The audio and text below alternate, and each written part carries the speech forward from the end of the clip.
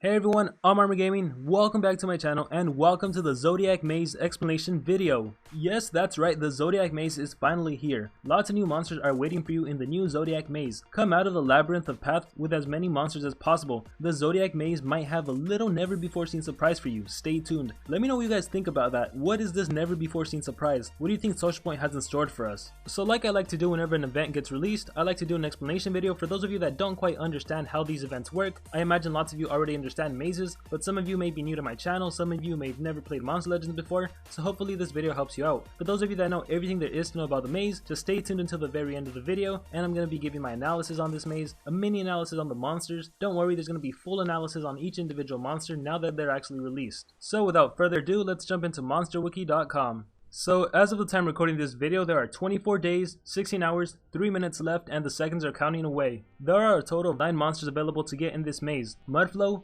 Phoenix, Master Fong, Ophiuchus, She-How, Bright, Virtue, Mystery, and Passion. And here's a quick little introduction for those of you that don't know about Maze Islands. Basically, you collect special coins by doing various actions in the game, such as collecting gold and food, fighting in the monster arena, breeding, hatching, and feeding your monsters. The more actions you do, the more chances of collecting coins. And you pretty much just help the monsters escape the maze by making them move along their path. You'll be able to claim them once they reach the end of the maze. Each move costs maze coins. Some monsters are caged. Every node will give you a reward, but you will need to find the nodes with the keys to free those monsters. And some monsters are behind the fog. Unveil them to be able to move them. There are also battle nodes that will require you to fight, defeat the battle to continue your journey. And if you're on Monster-Wiki.com and you're scrolling down with me, there's this video that you can watch. It's a tips and tricks video on how to get maze coins. It's basically everything I'm telling you, but just condensed to 5 minutes. So let's talk about the most important thing, which is how to get maze coins. And before I do that, I want to make one thing super clear. This event, the Zodiac Maze Island, well, basically every single Maze Island event in general, it doesn't matter what level you are. Whether you're a veteran level 100 player that has been playing the game for years, or whether you just downloaded the game yesterday and you're like level 10, level 20, as long as you can play the maze, it doesn't matter what level you are. Everyone has the same equal chance of getting monsters in this event. Your level does not matter. I feel the need to stress this because I'll see a lot of comments of people saying, I'm level 30, can I still get this monster? I'm level 50, can I get this monster? Once again, your level does not matter. The only thing that matters is your willingness to participate in this event. So with that out of the way, there's essentially 6 ways to get coins.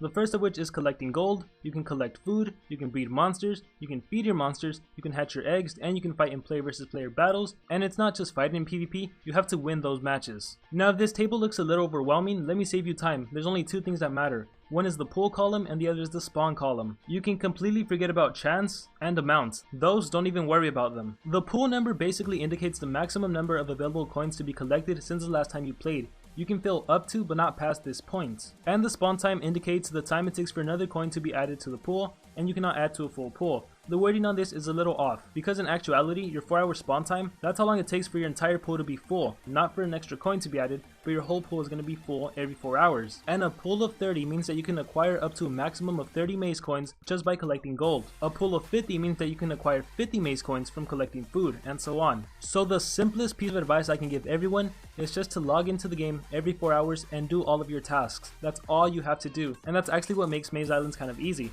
Because if you don't understand anything, if you don't understand this table, if you don't understand spawn time or pull time, just know that you have to log in every 4 hours, and that's going to be the way you maximize the amount of coins you can get. And it's pretty much that straightforward. So let me just show you some actual gameplay. Right now I have 327 coins, and I'm going to collect gold. So just watch as I collect gold.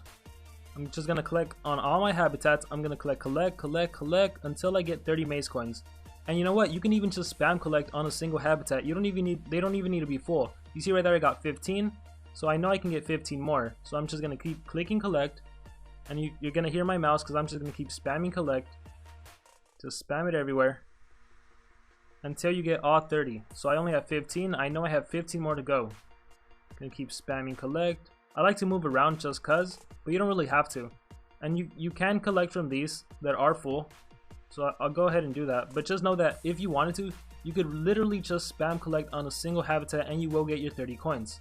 I think I got 15 right there. Let me go back to Zodiac Maze.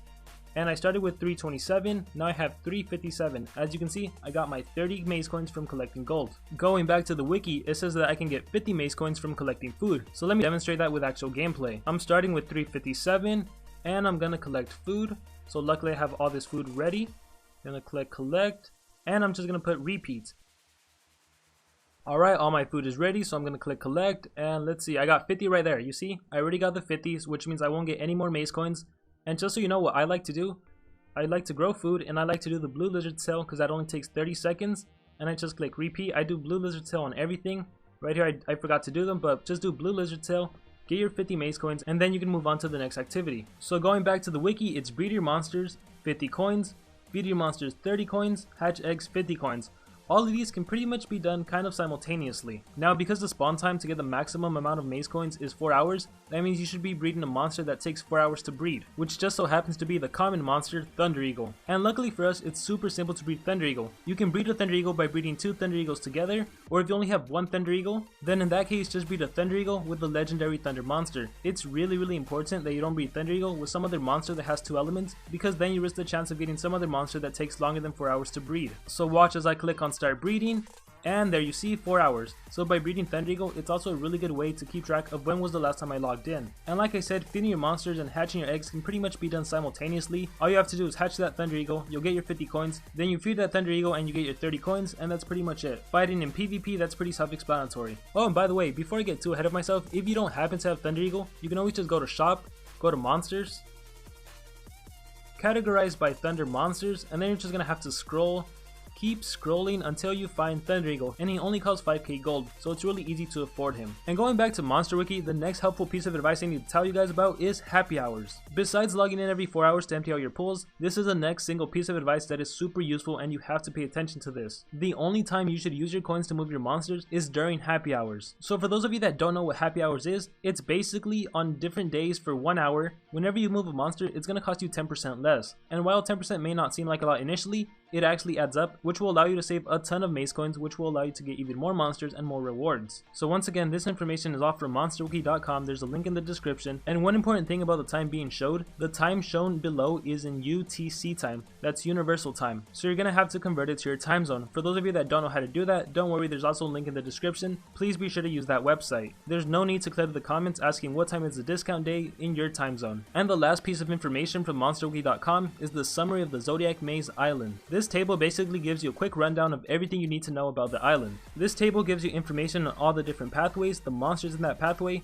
So for example, pathway 1 is Mudflow. If you were to complete the Mudflow pathway, that would cost 245 maze coins. In that pathway, you would also get key number 3, which happens to be Master Fong, and it says right there you need 1 key to play. Well, you get that key from the Mudflow pathway, and you would also get 1k food, 2k gold, and 3 roulette spins. So use this table to figure out which monster you need to move in order to unlock the specific monster you want. If we look at the very bottom row, it says in order to complete the whole event, that would cost 47,810 maze coins. And I'm just gonna let everyone know, that's honestly not possible without spending money or gems. However, take a look at pathway number 9. In order to complete just path number 9, it costs 15,465 maze coins. If we subtract that amount from the whole cost of the total event, it would only be 32,345, which means in order to complete pathways 1 through 8, it's only 32,000 maze coins. And that actually is possible if you're willing to put in the work, if you're willing to log in every 4 hours. Well, if you're able to. Some people have work, some people have school. So because of that, I realize for a lot of people, although it is possible, it's kind of impossible for you. But I just want to make that point clear that it is actually possible to do pathways 1 through 8 without having to spend gems or money. So anyway, because pathway 9 is so expensive, you're kind of put in this position where you either have to choose. Do you want the monsters from pathway 1 through 8, or do you just want pathway number 9? That's totally up to you. I really can't make that decision for you. You have to decide for yourself. But just from my point of view, 8 monsters is better than 1 monster. Even if that monster may be pretty good, 8 monsters will always be better than just 1 monster, at least for me anyways. And if you're one of those people that because of school or work you probably can't make it all the way to pathway number 8, then don't worry, it's pretty easy to make it up to pathway number 7 without investing too much time into this event. So without further ado, let's get into a mini analysis of all these monsters, and let me share with you my thoughts on this maze. We start things off with Mudflow, a rare monster who's immune to stun. And compared to the other rare monsters, Mudflow is definitely one of the best, if not the best. Check this out, he has an AoE freeze and stamina leak. In fact, up until recently, he was the only rare monster to have an AoE freeze skill. And the fact that he even gives an extra stamina leak, that's awesome. On top of that, he also has a stun skill. It goes without saying that you definitely want to get Mudflow, especially if you have him from previous events, you definitely want to rank him up. Next up is Phoenix, and I'm actually not even going to spend time on this monster, it's really not that great.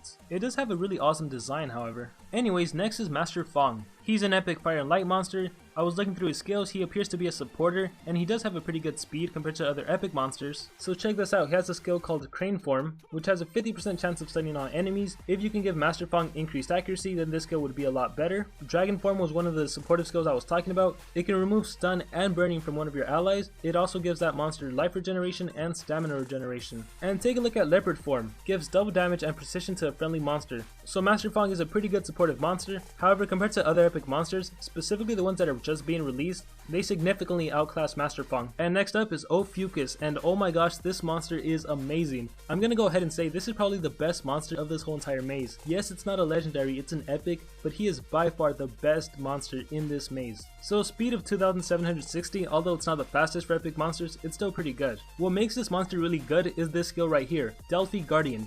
Deals low dark damage to all enemies, may possess all targets, requires cooldown. It's a 2-turn possession. It's an AoE 2-turn possession with a 2-turn cooldown. That pretty much means you can possess enemy monsters for the whole duration of a game. That's insane. Now what's even more crazy about this is the first monster to have an AoE 2-turn possession skill as a regular skill. Like, I have no idea what the creators were thinking. The usability of this monster is going to be insane. You're going to want to run all speedruns on this monster, and just think about it, in a team wars involving like water and epic and then whatever other elements, we already know that your water monster and the enemy water monster are going to be running all speedruns. Well, because of the existence of this monster, rather than using your conventional Frostbite, Cabinfish, General Thetis, rather than using those basic monsters, you can actually finally use someone like the Blob. The Blob is actually the fastest water monster. However, he doesn't have an AoE deny skill. He does, however, have a 100% stamina drain on a single enemy. So you can use the Blob all speedruns. It's going to outspeed the enemy water monster. You can drain the enemy water monster's stamina. The enemy water monster is going to have to recharge. It's going to go over to Ophiuchus because he's running all speedruns. So he's most likely going to be faster than your attacker and the enemy attacker.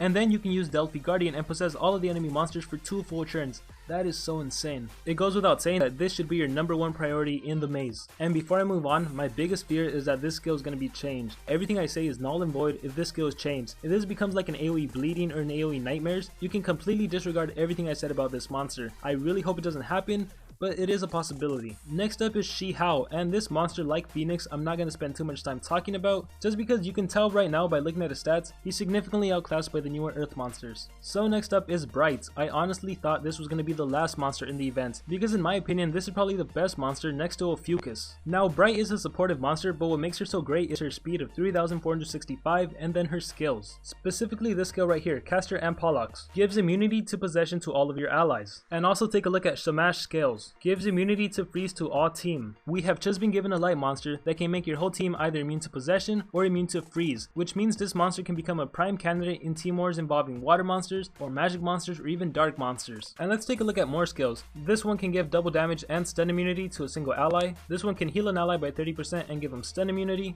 This one can give damage boost to your whole team. Nile Flood is a team heal 30% skill. From skills group 1, Water Pitcher can heal an ally by 20%, as well as give them burning, poison, and nightmares immunity. So yeah, an amazing light monster, and in my opinion, one of the best monsters in the whole entire game. You should definitely make this monster a priority. And next we have Virtue, and he has pretty good stats all around. The only thing not so great would probably have to be his speed, but considering he's an attacker slash tank, that doesn't matter too much. He is immune to stun, which is the perfect immunity to have if you're an earth monster. And in a way, Virtue's kinda like an anti-earth monster. Just check this out, Hercules Slayer. Deals moderate special damage, removes and blocks any shields applied to target. So considering lots of earth monsters tend to give shields, General Tomb is a popular one, shield block will prevent that from happening for 3 full turns. Looking down here at Gilgamesh Executioner, this can also remove all shields from all of the enemy team. So when General Tomb does his full team shield, you can completely remove that. He also has a 45 damage skill, 27 stamina, 1 turn cooldown that gives him a mini shield, and he also has a skill that can give him a small 30% shield, as well as heal him by 30%. This is pretty rare. Typically with earth monsters, they tend to provide a lot of shields, but to actually heal, that's awesome. And he also has a stun skill so he can immobilize if you ever need him to. Overall, he's just a really good earth monster, one that will definitely be useful in Team Wars. I highly recommend going for this monster after Bright. And next we have Mystery, who's a water monster immune to possession, which I actually do like a lot. I don't think every single water monster needs to be immune to freeze, especially since I just gave you guys that combo with Ophiuchus. You can kind of see why Social Point is starting to introduce monsters with an immunity to something that's not their own element. Anyways, looking at her skills, she has a possession skill. That's right, a water monster with a single possession skill.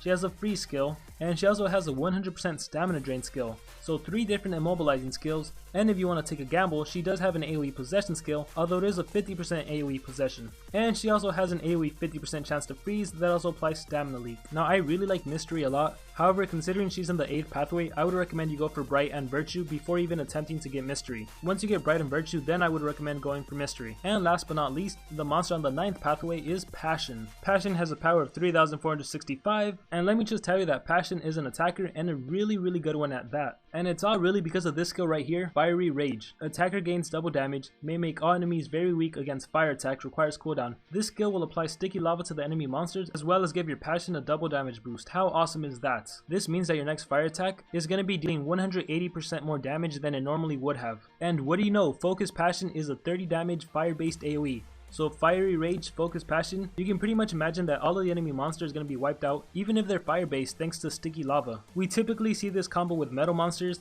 They tend to have an AoE magnetize skill followed by an AoE metal based attack, but I think Passion does it way better. And in fact, Passion pretty much does what Shalinar does. You know, Shalinar also has a skill that makes the enemy very weak to fire attacks, and then she has a skill that can give her double damage and an extra churn, and then she has a 30 damage fire based AoE. So both monsters have the exact same combo and they both execute it in 2 churns. However, Passion only uses 2 skills to do it, whereas Shalinar uses 3 skills. Nonetheless, Passion is definitely a good monster, and I really wish I could recommend for everyone to get Passion, but considering he's the very last monster in the maze, if you wanted to get him, you'd have to forego getting the other monsters. So I really can't do that to you guys. Like I said earlier, 8 monsters is better than 1 monster, or even 7 monsters if you don't get Mystery. 7 is better than 1. As great as Passion is, as good as he is, I think the other monsters, getting all of them together is better than just getting Passion. So just to restate every monster I think you should get in order, number 1 is Ophiuchus, number 2 is Bright, number 3 is Virtue, number 4 is Mystery, number 5 would be Mudflow, and the rest really don't matter too much, but if I had to rank them, I would say number 6 is Master Fong, number 7 is Shi Hao, and number 8 is Phoenix. Or if you don't really care about those 8 monsters, then just get Passion. So yeah, that's pretty much what I think about all the monsters. All in all, I think this is a pretty good maze with pretty good monsters. I wish everyone the best of luck getting the monsters you want. Remember to log in every 4 hours, remember to only move during discount hours, and remember that your level does not matter in this event. And I'd really like to hear from all of you. What do you guys think about this maze, and which monster is your main priority? Which monsters are you going to be going for? So please leave a comment below. I'm going to do my best to respond to everyone, especially if you have a question about this event. And like always, remember to dream big and pursue your wait for it, passion. Well, actually not in this case because passion costs a lot, but you know what I mean. Pursue your passion.